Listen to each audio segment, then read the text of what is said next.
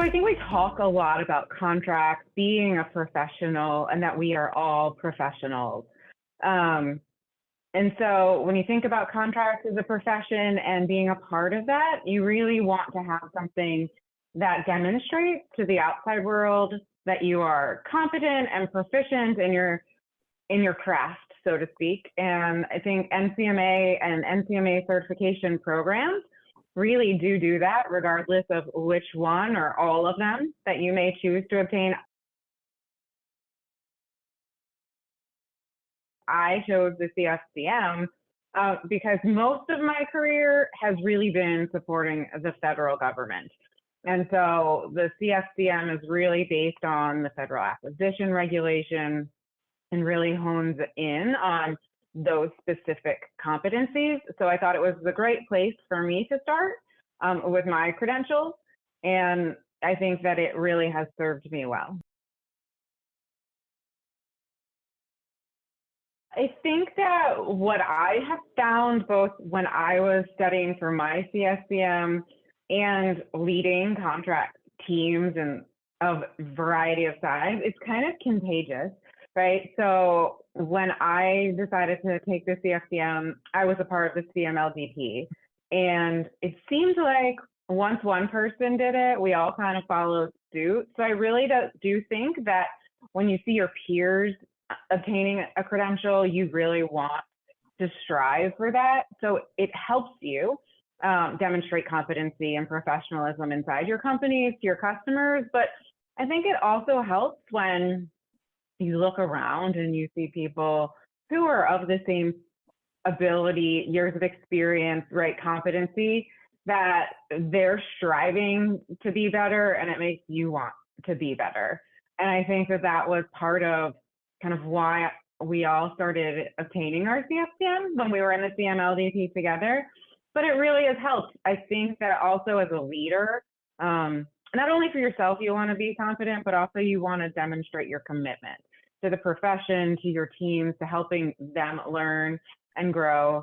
And I think that it's been really, really helpful. I did, go through the study program that we have for the CFCM, and I think that helps guide you and lead you and is really beneficial. Some of these you may find are better to study with others, but we all have a lot going on. And so using the NCMA provided study groups or your chapter, if that's your preference, right? A lot of the chapters do it too, really helps kind of keep you on track and focus you in and study. And I definitely recommend it. Learning can be fun. It can be contagious, right? Yeah. But also just that push, when you see your peers doing things, if contracts is evolving, we always want to learn what's going on. So I think it's that kind of little bit of healthy motivation that we all benefit from. Again, for me, when you really talk about where I've spent most of my career, which is in the federal government space on the industry side, I think NCMA is the common credential that we all understand, whether you're in industry or government or academia. In our space, we know NCMA, we know what it means in terms of the competency. And so I'll be honest, I didn't really consider any of the others. It just seemed like the natural progression for me.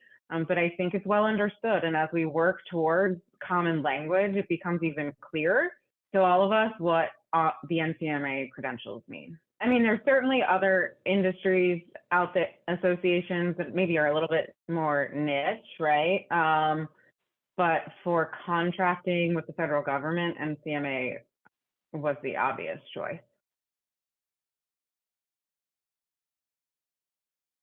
The natural reason that I decided to get the CFCM was really about taking what we do seriously as a profession and wanting to have that designation of competency. I think contracts is a little bit of an art and a science, and the CFCM being very, very FAR-based, right, is that science part of it, that you have kind of some of the technical understanding down and you can stand behind that.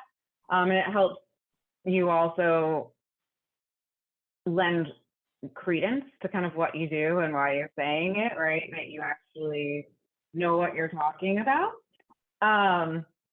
So I think that was important for me. As a manager, when I was just first starting out and I obtained my CFCM, it was really about having the proficiency, that credibility that having an NCMA certification lends itself to. But as I've grown and taken on roles of larger and larger size, upwards of 100 plus in some cases, it's really a demonstration of the commitment to the profession and the competency of skills that we're looking for in our team. And it's a lot easier to, walk the walk and talk the talk as a leader, right? When you're asking your teams to be committed to the profession, to demonstrate ongoing learning, commitment to continuous learning, and really say, we are looking for those who believe in contracts as a profession. It gives you a lot of credibility when you've walked in their shoes. And I think that's what's been really helpful to me as my career has grown and changed and shifted a little bit. When you look to hire, we're also looking for people who have the same mindset about contracts as a profession. And I also think that what we do is a little bit of an art and a science, and the certifications help kind of bolster that science part of it. Those hard skills, especially the CFCM, which is really truly based on the FAR.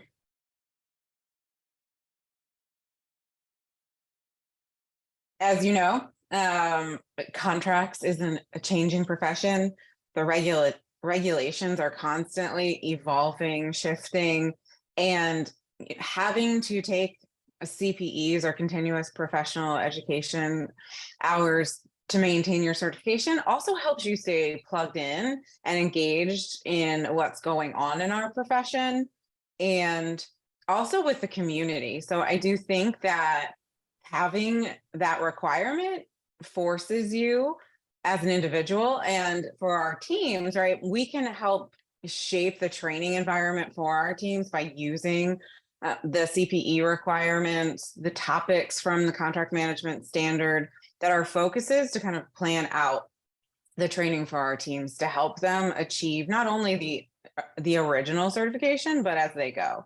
And I think that NCMA provides a lot of great opportunity for that engagement. World Congress is great. You can get a lot of those credits, but it's a way for us to come together as a community, learn together, and it also helps us stay on top of the profession that's constantly changing. So I think that the CPEs are just really great at doing that. And of course, our chapter communities are outstanding ways for our professionals to be involved, stay engaged, and continuously learn and help constantly maintain those cert hours.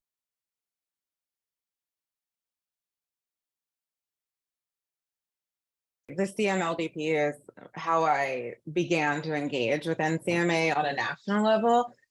And the people in my class, not only are they some of my best friends, but they're also professional colleagues that I would not have had the opportunity to meet in a very collegial setting, right, and form those relationships. And I think that it is a very large but small community. And so I think this is just another way for us to come together.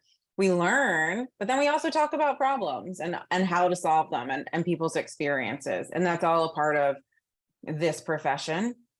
And there's sometimes a lot of different ways to look at a problem or to understand where they're coming from.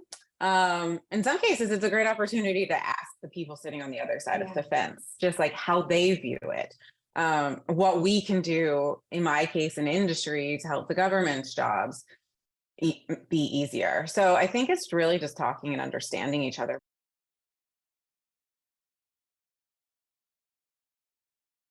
So we always put it into the job requisition, right? That we prefer someone with an NCMA certification. And certainly I think in a commercial world, maybe one is more relevant than the other. For certain senior leaders, the professional certification is certainly something that we highly desire, but really what it demonstrates is commitment as well as that competency. But it's that continuous learning that they believe in the profession, both as the hiring manager or the applicant, and that we're committed to helping you on your journey and vice versa. And so it is something that's important to us. It's something that we look for constantly. I don't know that I've put out a requisition in a very long time without looking for that.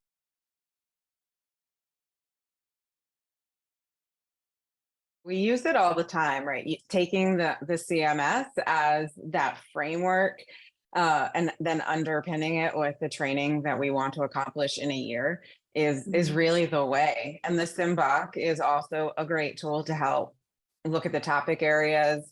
And then we kind of look at who wants to take a certification, which ones are needed, and what can we do as an employer to help them on that journey, whether it's this year or next year, and really kind of design a training curriculum around NCMA. Sometimes NCMA offers a lot of great training, so we can look at what NCMA has planned and supplement it, or buy it and save it later, right? All of those things exist for us to be able to provide pathways for people to learn in a way, and sometimes just the time that works for them. Sometimes we have contracts professionals that are very, very busy, right? And consumed with customer focused requirements. And so they can't step away for 3 days of training or even a day. So if some of that we can offer to them at a place and a time of their convenience, then we're making sure that we're being equitable to all of our team members, because it's not only the opportunity, but at a time that works for them when they can do it and concentrate.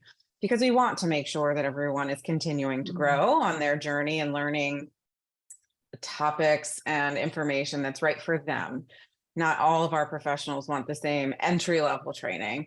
We talk a lot about that at NCMA, how we really want to be the destination of choice throughout your professional journey. And as employers, we feel that too. So it's just kind of aligning those two things so that our teams feel rewarded for the work that they do every day. And this is one of the ways that we can help them continue to grow.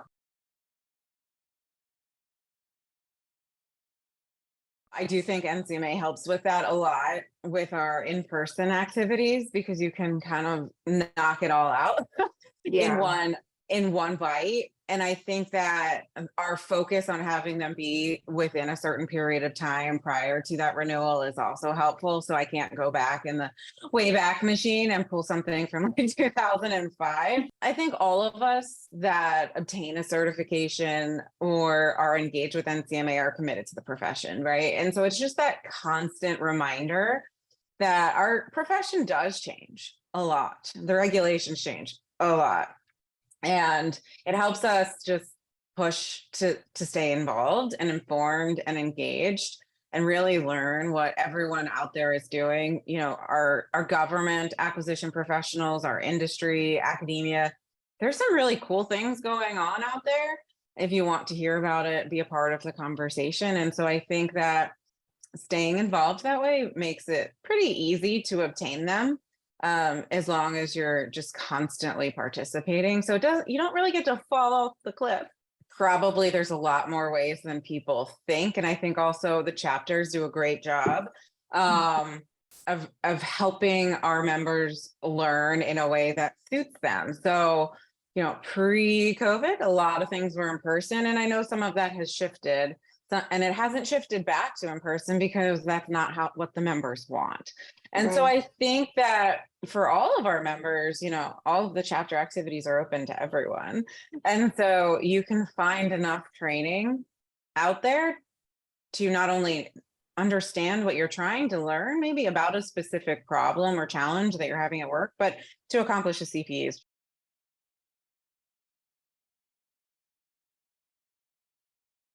I don't know if it was like the CFCM that surprised me. I think I started off saying that it's sort of contagious, right? That strive to be better and to do better.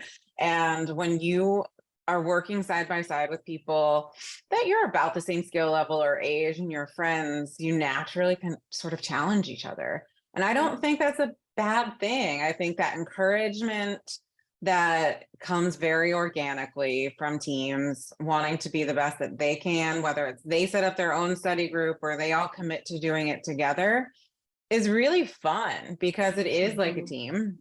You're all in it together. And I've had teams that a group of 5 or 6 of them were all kind of at the same stage at the same time, and they did it together. It's also a way to just build camaraderie and work together and learn together and help each other out.